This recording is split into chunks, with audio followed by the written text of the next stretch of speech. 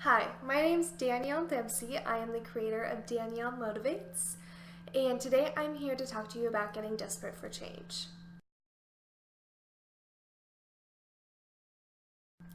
Life can be a lot like a river, and I use that metaphor solely for the fact that rivers flood. Now, rivers have different amounts of water during different times of the year, and our lives are the exact same way. We have different levels of stress and anxiety and chaos throughout the times of the year. Now, we may not be as consistent as rivers. There's a pretty well known flood season for rivers, and in life, we don't get that kind of heads up. But when a river floods, it creates mass chaos. I mean, you're talking about just an outpour of water onto surrounding fields and homes and places that water is not supposed to be. And when the river of our lives flood, when we have gotten so much and the rain of life has just maxed out our capacity, we flood. And those areas of our lives that stress and anxiety is not meant to be in, they suffer.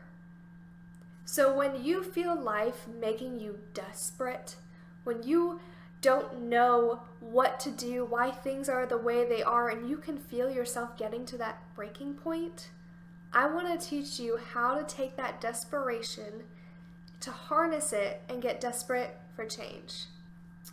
In the summer of 2014, I was dealing with a lot of pain and shame and all other kinds of adjectives when it comes to dealing and processing trauma. I mean, I was spending every Sunday, Wednesday, Tuesday, Monday, Saturday, anytime the church was open, I was there. And I was at the altar, up at the front, tears running down my face, sobbing so loud, I'm sure I was louder than the band, just absolutely pouring my heart out because I couldn't understand. I was in so much pain and I was hurt and embarrassed and I didn't know what to do. I didn't like the way my story was going. And I was desperate. So one summer night in 2014, I'm up at the altar again. It's a Wednesday night this time, I'm pretty sure. I'm up at the altar. I'm on my knees. I'm as close to the ground as I can get. I mean, I want to get as close to the ground as I feel. Just absolutely pathetic. And so I'm crying and I'm a mess. And finally, I just open up and I pray to God, why? Why? Why? I probably said why like 50 times because I couldn't think of anything else to say. I was such a mess. And God spoke peace into my heart. And He made me realize that there were ways that He could make this a good thing, that He could turn this around. And so finally I said to myself, I'm done. I've had enough. I'm not going to be sad. I'm not going to be ashamed. I'm not going to be a mess anymore.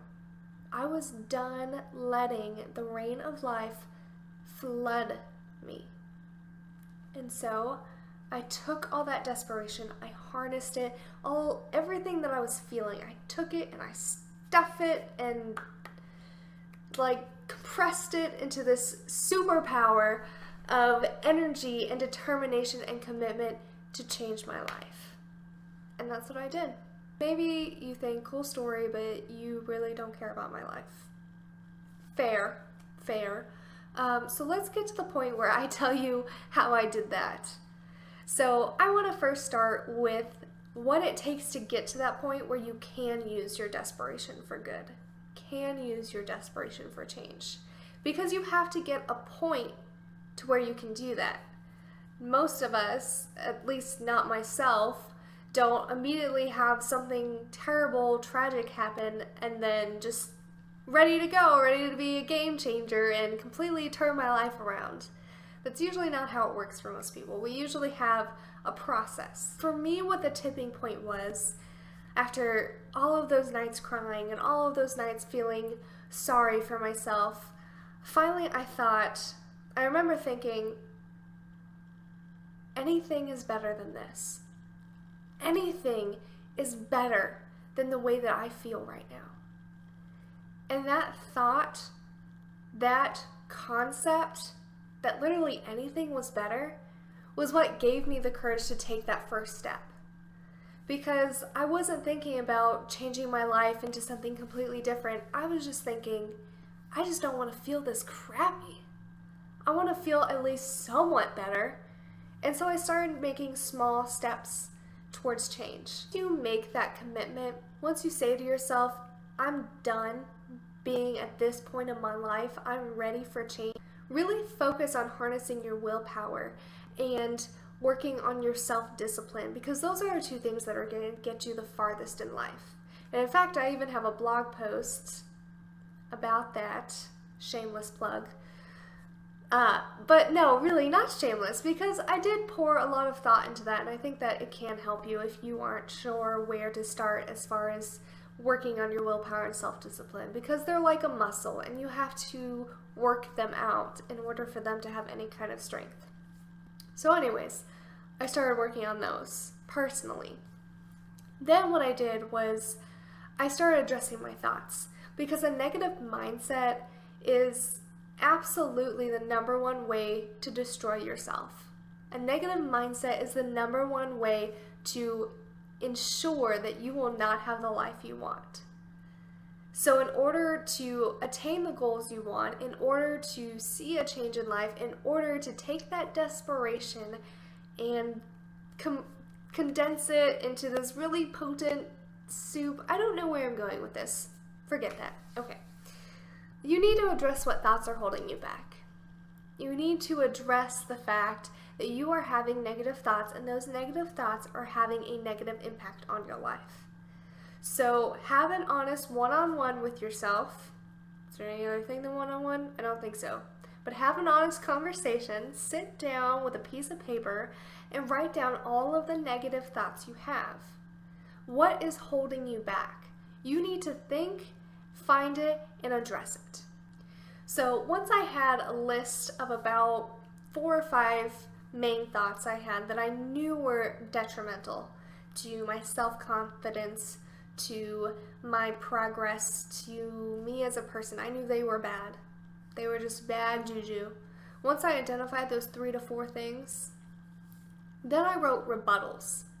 So I took myself out of it, and I thought, what would I say to someone who had these thoughts? What would I say to a family member or a friend if they told me that they were having any of these thoughts about themselves? What would I say? What would God say? And so then I wrote those out. And then what I did was I took those rebuttals, I took those au contraires, and I put them on sticky notes. And I put them all over my bathroom mirror. Then you want to take it one step further. Don't just focus on eliminating bad thoughts. Work on eliminating bad habits, bad people, and bad places. If there is somebody in your life that reminds you of trauma or just really gets you going, really reminds you of a place that you once were that you no longer want to be, gotta go. And this doesn't have to be ruthless or mean. This doesn't have to be even completely. It can't just be for a season, or you could only go to things in groups and in places that aren't going to get you into trouble. But you need to take care of yourself. So if there's a person, place, or thing that's holding you back, get rid of it. A lot of times I'll hear people say that they can't get rid of that friend, or they can't stop going to that place, or they can't throw away that necklace that their ex-boyfriend gave them even though he was a terrible person. I hear people try to make excuses. And the only thing I can say to you about that is that your freedom is priceless. Don't bargain it away. I mean, for goodness sakes, if you need to take a route to work that's 2 times longer just to avoid seeing a place that trudges up those bad memories, do it. It's gonna suck, but hopefully you only have to do it for a small amount of time, because really there's no other way. You have to make the hard decisions to change your life around. Anytime that you're wondering if you can do it, go back to that desperation. Go back to remembering that breaking point when your river, the river of your life, was flooding and the fields around you, your home, your work, your relationships, your children, all of those aspects are being negatively impacted because you're allowing the river of your life to flood. When you have full control of how you react to that incoming rain. So you can either learn to try to build up the banks, which doesn't usually work. You keep taking in all that negative and you're trying to put sandbags in as many places as possible to keep your cool. But eventually, we flood. There's no way around it.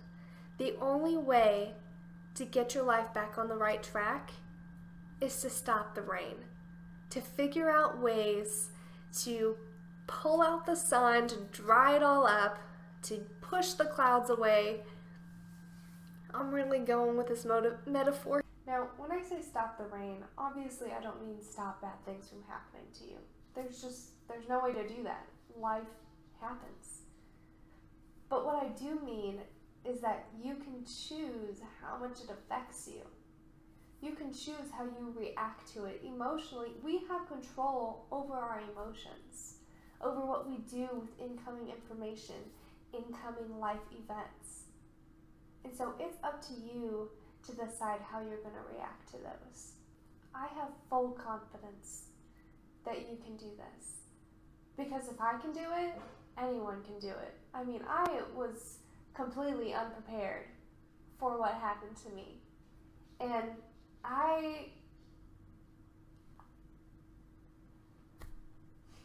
I'm no expert.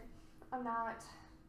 I'm just a girl who went through some really crappy things and was able to get my life on a positive track. And that's all I want to help you do. So if you have any questions about me, my life, other things I might have done, leave them in the comments. You can email me at danielle@daniellemotivates.com. Head over to my blog, see if you can find any information there. I try to post weekly or bi-weekly, just as much information as I can. Because I don't want anybody to have to go through something traumatic alone. I don't want anyone to have to feel what I felt. So let me help you. Seriously, contact me in some kind of way. I'm looking forward to it. Bye.